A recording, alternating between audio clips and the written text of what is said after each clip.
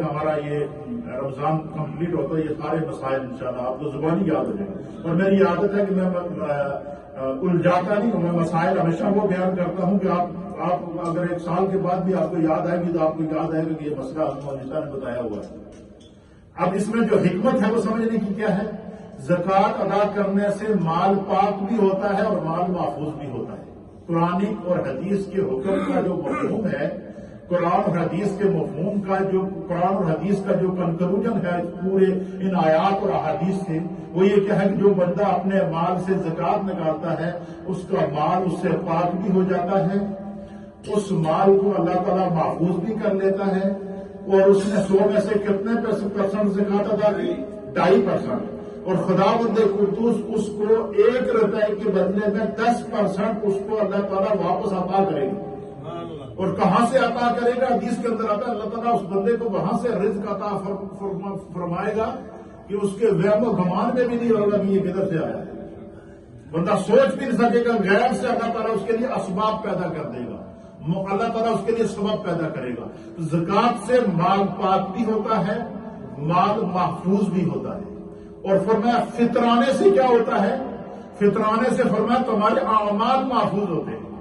مثلا رمضان کے اندر کتنے اعمال بندے نے کیے؟ بندے نے روزے رکھے, رمضان کے اندر بندے نے قرآن ختم کیے, رمضان کے اندر بندے نے تراویحاں ادا کی, رمضان کے اندر بندے نے افطاریاں کی اور افطاریاں کرائیں, رمضان کے اندر بندے نے اعتکاف کیا ہے, رمضان کے اندر بندے نے بڑھ چڑھ کر اپنی اور اپنے رشتہ داروں کی اور عزیز و اقارب کی اور غربا کی اور ضرورت مندوں کی مدد کی ہے. اور جو ہے رمضان کے اندر بندے نے اپنے دل کا دسترخوان بھی وسیع رکھا اور گھر کا دسترخوان بھی وسیع رکھا.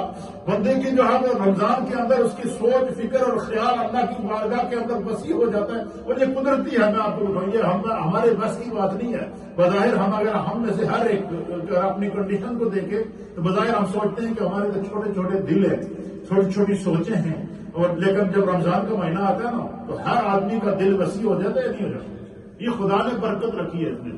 اور فرمایا کہ اس کا نتیجہ کیا نکلا کہ زکوٰۃ ادا کرنے سے مال محفوظ بھی ہوتا ہے, پاک بھی ہوتا ہے, اور مال میں خدا کی طرف سے اضافہ ہوتا ہے. پورا سال تو ہم اپنے مال میں اضافے کے لیے دن رات ایک دن نائٹ شفٹیں بھی لگاتے ہیں یا نہیں لگاتے ہیں, اوور ٹائم لگاتے ہیں یا نہیں لگاتے ہیں, نہ دن کا ہوش ہوتا ہے نہ رات کا ہوش ہوتا ہے, پورا سال ہم محنت کرتے رہتے ہیں.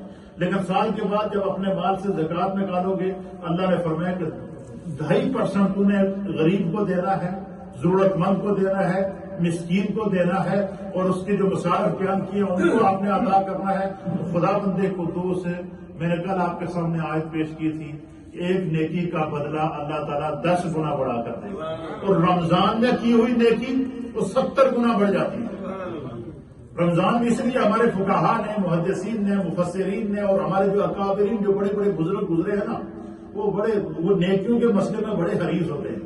اور وہ نیکیوں کے مسئلے میں کیا نہیں سکتے, انہوں نے اپنی زکوٰۃ کا نصاب بھی رمضان کو رمضان مقرر کیا ہوا ہے. کیوں کہ رمضان میں زکوٰۃ بھی ادا ہو جائے گی اور 10 کے بجائے 70 گنا اضافہ بھی ہو جائے گا. اس لیے ہمارے علماء اور محدثین نے لکھا نا, دیکھیں اللہ تعالیٰ نے علم کے اندر بڑی برکتیں رکھی ہیں. ہمارے علماء اور محدثین نے لکھا کہ جس بندے کو اللہ تعالیٰ توفیق دینا کہ وہ حج یا عمرے کے لیے جائے,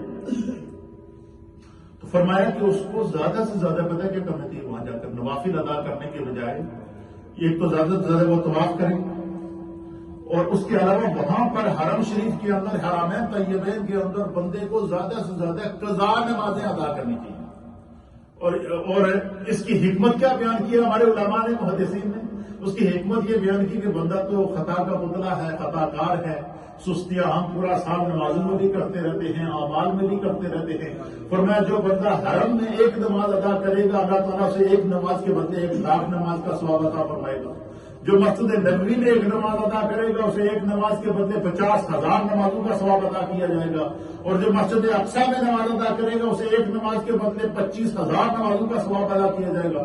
فرمایا حرم کے اندر جب جاؤ تو کثرت کے ساتھ اور کچھ نہیں رقم اس کو اتنا معمول بنانے بندہ ہر نماز کے نام ایک نماز قضا کر لے, اور یہ نیت کر لے کہ میری زندگی میں بہت ساری کوتاہیاں ہوئی ہیں, تو یہاں پر میں اپنی زندگی کی پچھلی نمازیں قضا کر رہا ہوں. یہ ایک نماز کے بدلے 1,00,000 نماز کا ثواب بندے کو مل جائے تو اللہ تعالیٰ بارگاہ کیڑی کمی ہے تو پچھلی کمیاں بھی پوری کر دے گی. اس لیے بندہ نیکی، اس لیے فرمایا قرآن کریم کے اندر اللہ فرماتا ہے فاستبقوا الخیرات، نیکی کے معاملے میں ایک دوسرے کے ساتھ مقابلہ کرو، نمازوں کے معاملے میں، نیکی کے معاملے میں، تلاوت کے معاملے میں، عبادات کے معاملے میں ایک دوسرے سے کیا کرو، مقابلہ کرو۔ اور اس لیے نبی علیہ السلام نے فرمایا، جس طرح کہ میں نے آج جمعے میں بھی آپ کو اس طرح اشارہ دیا تھا، حضور نے فرمایا جڑا بندہ 5 وقت دی نماز پڑھنے آتے گھروں جانا نا، اس کے مومن ہونے کی گواہی دو۔ اس سے بڑا بھی کوئی اعزاز ہوگا؟ اس کے مومن ہونے کی گواہی دو کہ اللہ کے گھر کوئی بندہ ایویں تو جا ہی نہیں سکتا۔ تو قرآن کریم فرقان مجید میں جو مثال بیان کی، انما الصدقات للفقراء، جو صدقات ہیں، زکوٰۃ ہیں، ان کا پہلا حقدار فقراء ہیں، ضرورت مند۔ فقراء کہتے ہیں ضرورت مندوں کو جو صاحب نصاب نہیں ہے۔ ضرورت مند کی حد کہاں سے شروع ہوتی ہے؟ جو نصاب سے نیچے ہوتی ہے۔ والمساکین، اور مساکین ہیں، والعاملین علیہا، اور وہ لوگ